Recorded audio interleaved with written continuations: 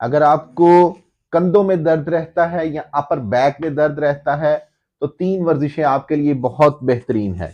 आपने उल्टा लेटना है, दोनों हाथ अपने सर के पीछे बांधने हैं और आपने सर के पीछे बांध के अपने कोहनियों को सीधा करना है और दोनों हाथ सीधे करने हैं। पहली वर्जिश। दूसरी वर्जिश, आपने एक हाथ पीछे बांध देना है और एक ऊपर, कोहनियों को दोनों को ऊपर लेकर आना है। ये इस तरह करते जाएं। ये एक दफा एक साइड से करना है, एक दफा दूसरी साइड से आपने करना है। कोहनियों को ऊपर लेकर आना है, शोल्डर ब्लेड्स को आपस में मिलाने की कोशिश करनी है। तीसरी वर्जिश, आपने दोनों हाथों से सामने देखें आप, आपने ये अपने शोल्डर को इस तरह घुमाते जाना है।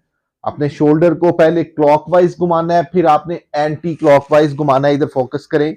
इन दोनों को आप जो है शोल्डर को क्लॉकवाइज और एंटी क्लॉकवाइज घुमाएंगे। इससे आपकी शोल्डर की मोबिलिटी बेहतर होगी। ना सिर्फ शोल्डर की मोबिलिटी, अपर बैक आपकी बेहतर होगी और आपकी गर्दन की दर्द इससे खत्म हो जाएगी। अपनी सेहत का ख्याल रखें।